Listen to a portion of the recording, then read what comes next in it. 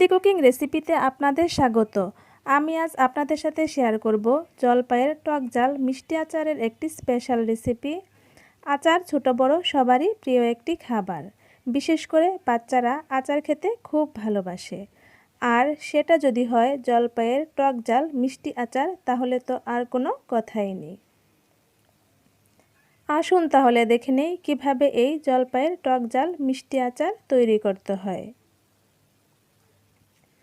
জলপাইয়ের টক জাল মিষ্টি আচার তৈরি করার জন্য আমি এখানে 1 কেজি 500 গ্রাম পরিমাণ জলপাই নিয়েছি। এখন এই জলপাইগুলোকে আমি সিদ্ধ করে নিব। জলপাইগুলোকে সিদ্ধ করার জন্য আমি অলরেডি পানি গরম বসিয়ে দিয়েছি। এখন এই গরম পানিতে জলপাইগুলোকে ঢেলে দিব।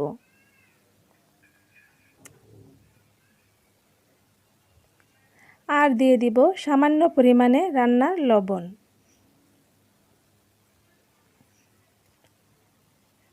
এখন জলপাইগুলোকে সিদ্ধ হওয়া পর্যন্ত অপেক্ষা করব।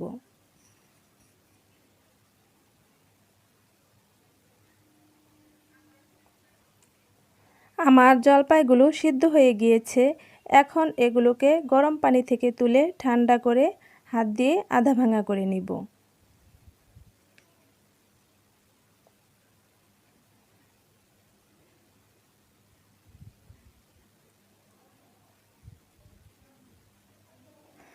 আমার জলপাইগুলো আধা ভাঙা করা হয়ে গিয়েছে। এখন চলে যাব মূল আচার বানানোতে। আচার বানানোর জন্য আমি কড়াইয়ে হাফ কাপ পরিমাণ সরিষার তেল দিয়ে গরম করে নিয়েছি। এখন এর মধ্যে দিয়ে দিচ্ছি 3টা শুকনা মরিচ, মাঝখান দিয়ে একটু ছিঁড়ে দিয়েছি।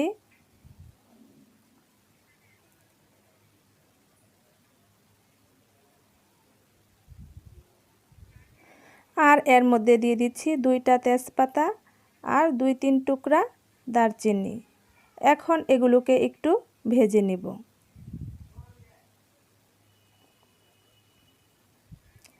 আর দিয়ে দিচ্ছি সামান্য পরিমাণে গোটা পাঁচফোড়ন। পাঁচফোড়ন ভাজা হয়ে গিয়েছে। এখন এর মধ্যে দিয়ে দিচ্ছি আগে থেকে সিদ্ধ করে রাখা জলপাইগুলো।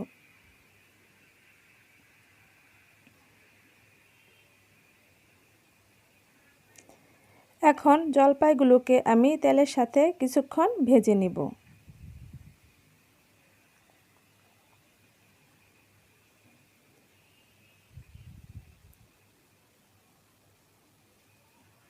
আমার জলপাইগুলো ভাজা হয়ে গিয়েছে। এখন এর মধ্যে দিয়ে দিব 1 কাপ পরিমাণ গুড়। আর দিয়ে দিব হাফ কাপ পরিমাণে সাদা চিনি। মিষ্টিটা আপনারা আপনাদের স্বাদ অনুযায়ী কমিয়ে বা বাড়িয়ে দিতে পারেন। এখন চিনি আর গুড়টা গলে যাওয়া পর্যন্ত অপেক্ষা করব।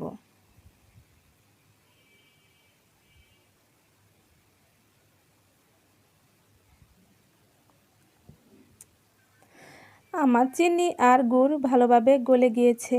এখন এর মধ্যে দিয়ে দিব 2 টেবিল চামচ পরিমাণ পাঁচফোড়নের গুঁড়া।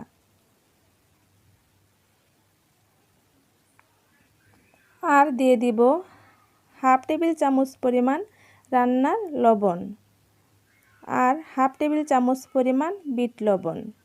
বিট লবণ দিলে জলপাইয়ের আচারের টেস্ট অনেক ভালো লাগে। এখন এগুলোকে আচারের সাথে ভালোভাবে মিশিয়ে নিব। আমি আচারে আরও কিছু মশলা অ্যাড করব, সেজন্য সম্পূর্ণ ভিডিওটি দেখার অনুরোধ রইল।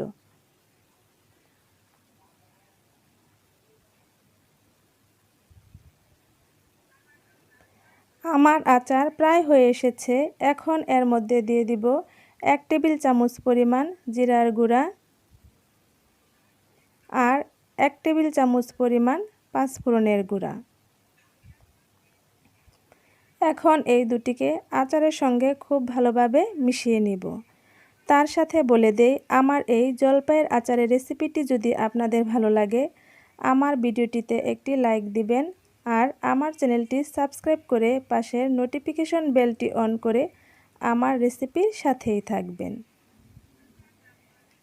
আচার জাল করার সময় একটু সময় নিয়ে জাল দিতে হয়, কেননা আচারে পানি থাকলে আচারটা বেশি দিন সংরক্ষণ করা যায় না।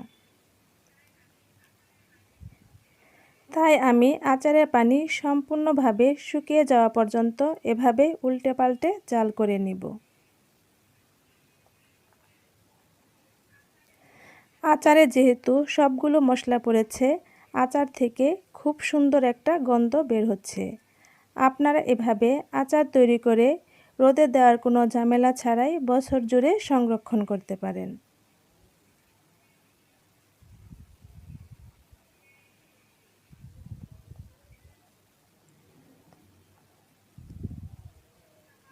আমার আচারের পানি শুকিয়ে এসেছে আর আচার থেকেও তেলটাও আলাদা হয়ে গেছে।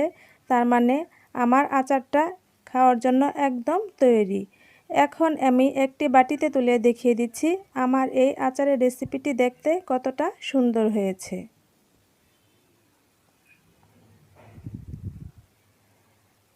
আপনারা স্ক্রিনে দেখতেই পাচ্ছেন আমার এই জলপাইয়ের টক ঝাল মিষ্টি আচারটি দেখতে অসম্ভব সুন্দর হয়েছে।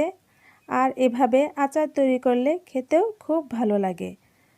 আপনারা এভাবে আচার তৈরি করবেন আর আমাকে লিখে জানাবেন কেমন হয়েছে এই রেসিপিটি।